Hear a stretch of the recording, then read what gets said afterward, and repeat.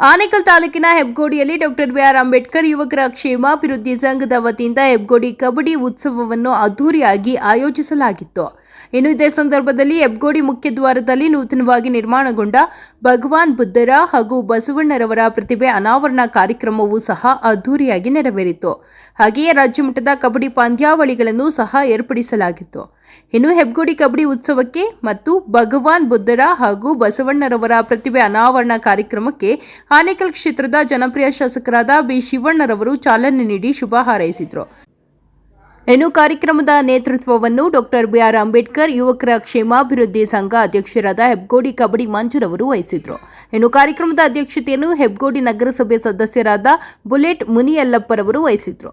ಇನ್ನು ಕಾರ್ಯಕ್ರಮದಲ್ಲಿ ಅತಿಥಿಗಳಾಗಿ ಹಿರಿಯ ಹೋರಾಟಗಾರರಾದ HM Venkatesh, HSC Venkatesh, Ullas B Shivanna, Yajaman Venkatesh, Srinivas, Mariyappa, Hebbagodi ನಗರಸಭೆ ಸದಸ್ಯರಾದ ಮಂಜುನಾಥ್ ರೆಡ್ಡಿ, ಅರುಣ್, ದೀಪು, ನಾರಾಯಣಸ್ವಾಮಿ, ಹರೀಶ್ ರೆಡ್ಡಿ, ಕಮಲಮ್ಮ, ಮಂಜುನಾಥ್, ಮಾಜಿ ಸದಸ್ಯ ತಿಪ್ಪೇಸ್ವಾಮಿ, ಡಾಕ್ಟರ್ ಬಿಆರ್ ಅಂಬೇಡ್ಕರ್ ಯುವಕರ ಕ್ಷೇಮಾಭಿವೃದ್ಧಿ ಸಂಘದ ಪದಾಧಿಕಾರಿಗಳಾದ ಪ್ರವೀಣ್, ಡಾಕ್ಟರ್ ಮುರಳಿ, ಮೂರ್ತಿ, ಪ್ರಶಾಂತ್, ಗಿರೀಶ್, ವಿನೋದ್, ನಿಖಿಲ್, ವರುಣ್, ಪ್ರದೀಪ್, ಮಂಜುನಾಥ್, ಅಂಕುಶ್, ಗುಂಡಾ, ಪ್ರೀತಮ್, ಗೌತಮ್ ಮೊದಲಾದವರು ಭಾಗವಹಿಸಿದ್ರು.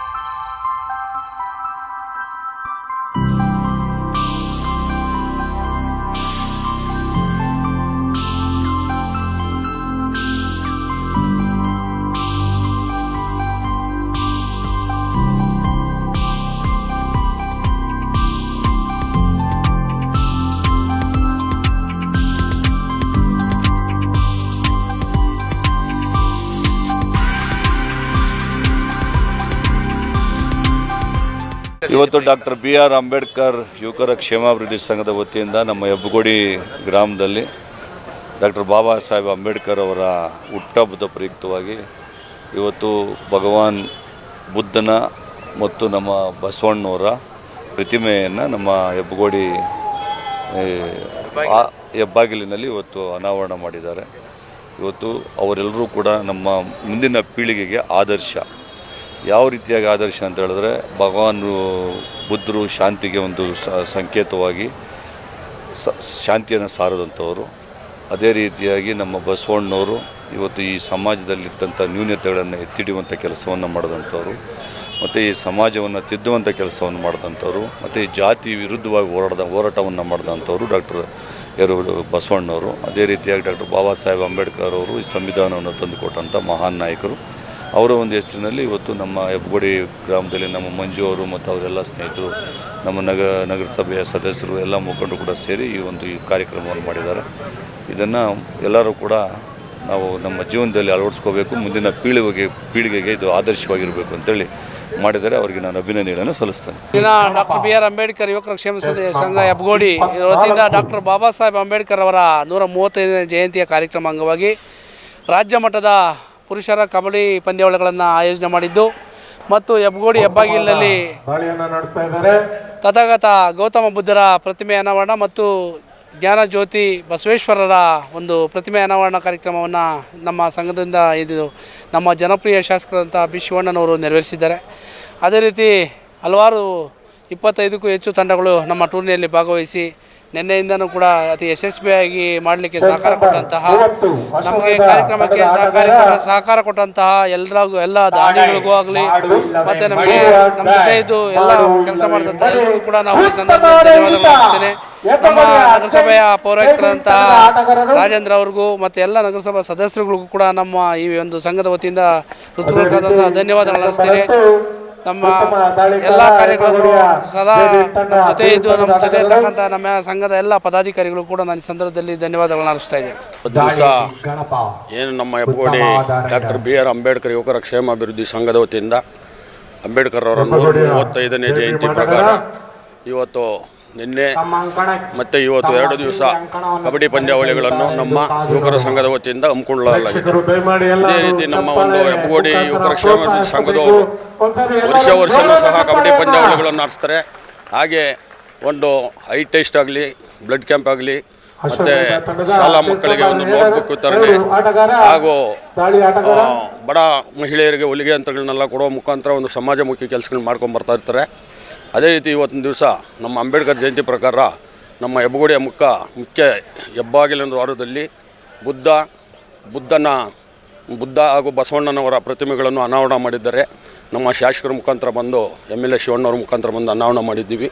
ಅದೇ ರೀತಿ ಇನ್ನೂ ಉತ್ತಮವಾದ ಒಂದು ನಮ್ಮ ಅಂಬೇಡ್ಕರ್ ಸಂಘದ ವತಿಯಿಂದ ಈ ಒಂದು ಕಾರ್ಯಕ್ರಮಗಳು ಯಶಸ್ವಿಯಾಗಿ ನಡೀಲಿ. ಇದು ಅಂಬೇಡ್ಕರ್ ಅವರ ಒಂದು ತತ್ವ ಸಿದ್ಧಾಂತಗಳಲ್ಲಿ ಎಲ್ಲರೂ ಸಹ ಭಾಗಿಯಾಗಲಿ ಅಂತೇಳಿ ನಾನು ಎಲ್ಲರಿಗೂ ಅಭಿನಂದನೆ ಸಲ್ಲಿಸ್ತಾ ಇದ್ದೀನಿ.